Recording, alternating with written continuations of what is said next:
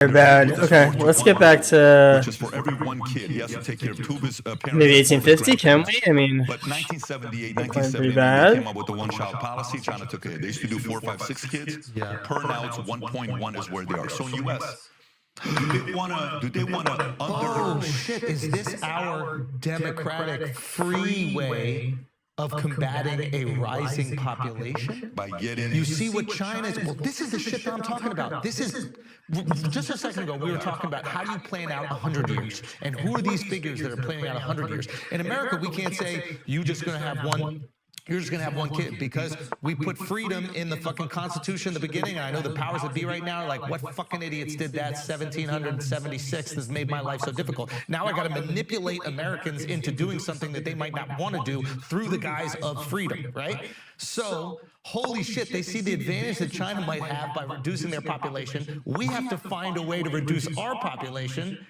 And now you got women on the streets going, scoop those babies out of your uterus. By the way, that's one thing. Fuck Planned Parenthood would be one element. You know what the other one is? Here's what the other one is. Gays. Gay. You saw Bill Maher talk. Bill Maher. By the way, you saw what Bill Maher talked about? Have you ever seen the statistic by generation? Which generation has the most LGBTQ members? Have you seen this?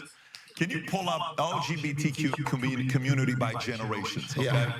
And then Bill Maher says, listen, at this pace by 2047, we're all going to be gay, okay? Because that's just kind of, it used to be 0.5%, then 1% of the generation, then it's 2%, then it's 4%, then it's 5%, then now it's like 24% of the generation is LGBT. So the pushback someone would give for this argument is, those were times when being gay was not accepted, and now's the time when it's being accepted, so all those people that were in the closet have now come out the closet. That's the pushback that someone would give to that statistic. And the flip on that would be, there's a major, churches are losing today to the church of LGBTQology, okay? These guys are baptizing people into their community better than anybody else is doing it. I had a guest on the podcast from Gays Against Groomers. This guy was on, he says, I'm gay. Totally gay. Our communities, we're all gay. You know, lesbians and gays is what we are. But here's what we don't like. We don't like putting that into people's thoughts, people's schooling, like books right now.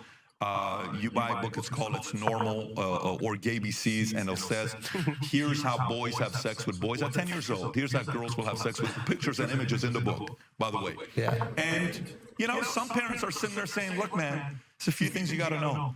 I teach my kids, I raise my kids, it ain't your job, this ain't no village, these are not your kids, these are my kids. So you either have to subscribe to the fact that these are, your kids are America's kids, or your kids are your kids.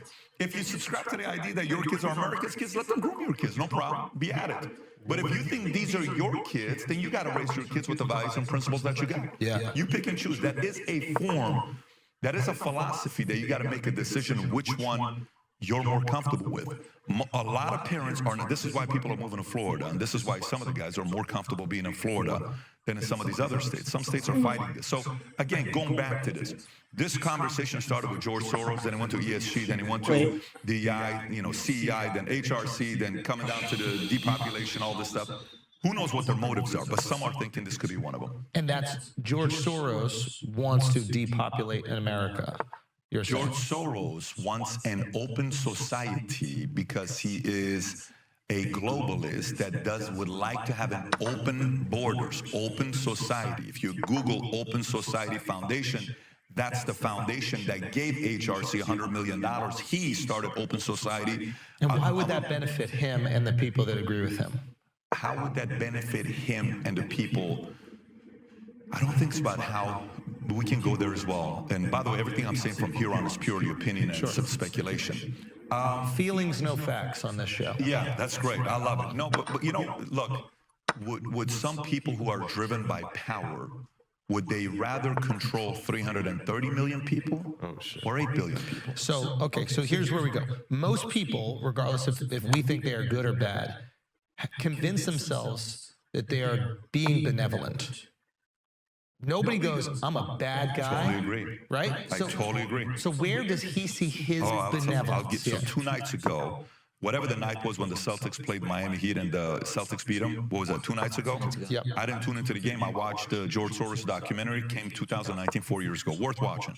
Starts off with painting him as an evil guy, ends with he's a philanthropist, cares about the world, cares about America. Well, Here goes to another Chelsea handler story for you.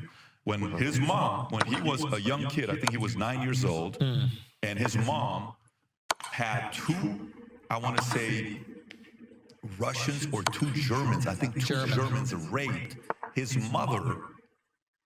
And she told him this story, and he is apparently lived out with the story.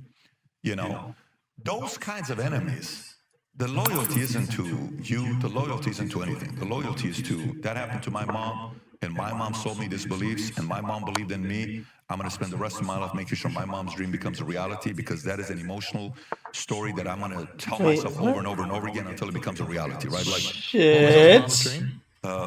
it's not about what his mom's dream was. His mom, you know, the hatred she had, the pain that the mom and the trauma she went through by being raped by two German soldiers. I think it's German or Russian. You can look it up on which one it is. So in the documentary, they're kind of telling that story. And then he eventually reads a book by a man, I don't know his name, that talks about the concept of open society. If you type in George Soros Open Society, you know, the book he read, it'll come up. The more accepting and open we are with one another, the less chance that this will ever happen again. Yes. To anybody, not just